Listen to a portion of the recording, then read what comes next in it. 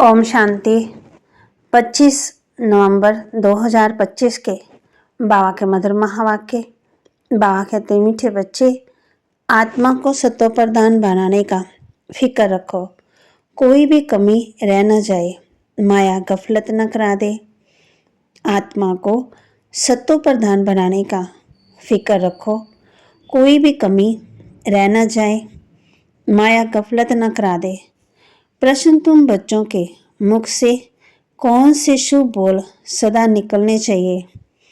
तुम बच्चों के मुख से कौन से शुभ बोल सदा निकलने चाहिए? उत्तर, सदा मुख से यही मुख शुभ बोल बोलो कि हम नर से नारायण बनेंगे, कम नहीं। हम ही विश्व के मालिक थे, फिर से बनेंगे, लेकिन ये मंजिल ऊंची है, इसलिए बहुत बहुत खबरदार रहना है, अपना पोता मेल देखना है, एम ऑब्जेक्ट को सामने रख पुरुषार्थ करते रहना है, हार्ट फेल नहीं होना है। बाबा कहते उदास नहीं होना है और अपनी कमी कमजोरियों को नहीं देखना है। तो बाबा कहते एम ऑब्जेक्ट को सामने रख पुरुषार्थ करते खुश रहना है, उदास नहीं होना है।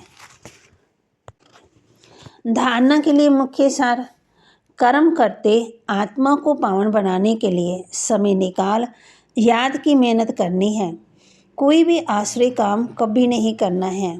बाबा कहते कर्म भले करो, अपना व्यापार भी करो, घर गृहस्थ में भी रहते आत्मा को पावन बनाने के लिए समय निकाल याद की मेहनत करनी है, कोई भी आश्रय काम कभी नहीं करना है, अपना और दूसरों का कल्याण करना है, पढ़ाई पढ़ना और पढ़ाना है, मियाँ मिट्ठू नहीं बनना, याद का बल जमा करना है। वरदान, नाम और मान के त्याग द्वारा सर्व का प्यार प्राप्त करने वाले विश्व के भाग्य विदाता भव। नाम और मान के त्याग द्वारा सबका प्यार प्राप्त करने वाले विश्व के भाग्य विदाता भव। जैसे बाप को नाम रूप से न्यारा कहते हैं, लेकिन सबसे अधिक नाम का गायन बाप का ही है, वैसे भी आप भी अलग काल के नाम और मान से न्यारे बनो तो सदा के लिए। तो बाबा कहते सदा काल के लिए सबके प्यारे बन जाएंगे। तो नाम मान के भिखारीपन का त्याग करते हैं जो, वह विश्व के भाग्य विदाता बन जाते हैं।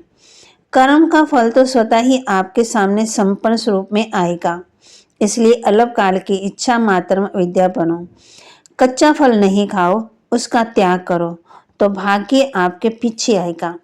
स्लोगन, परमात्मा बाप के बच्चे हो तो बुद्धि रूपी पांव सदा तख्त नशीन हो।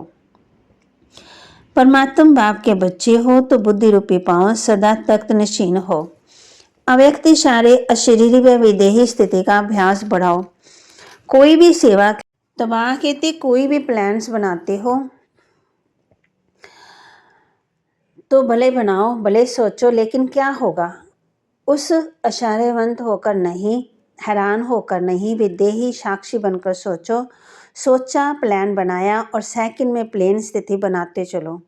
अभी अवस्था स्थिति की है, ये विदेही स्थिति परिस्थिति को बहुत सहज पार कर लेगी।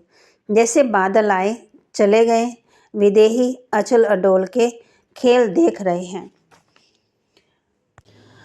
तो बाबा कहते अभी तुम बच्चे समझते हो हम इस पुरानी दुनिया में रहने वाले नहीं हैं।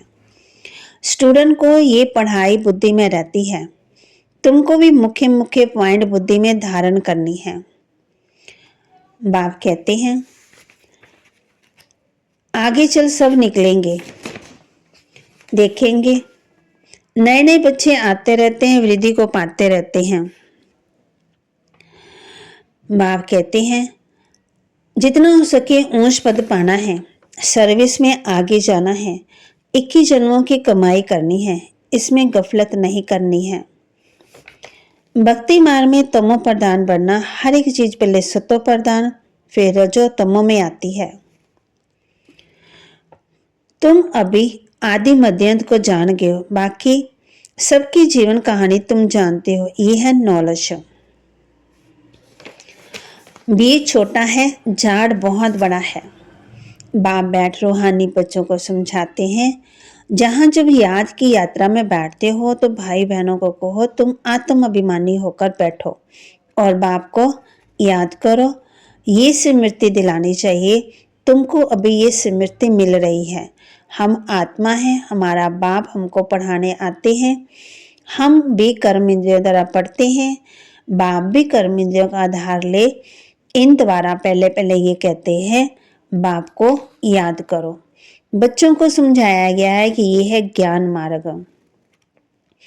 तुमको पहले नंबर का पाठ यही मिलता है कि अपने को आत्मा समझ बाप को याद करो, ये बहुत जरूरी है। कहते भी है ना, अकेले आए अकेले जाना है। इनका अर्थ मनुष्य नहीं समझते हैं। अब तुम प्रैक्टिकल में तो मामा के महावाक्य को लाइक करें, शेयर करें, सब्सक्राइब करें और अपने जीवन में जरूर धारण करें। लक्ष्य को सामने रख पुरुषार्थ करें। माया गफलत न करा दे। आत्मा को सत्व प्रदान बनाने का फिक्र रखें, कोई भी कमी ना रह जाए। ओम शांति।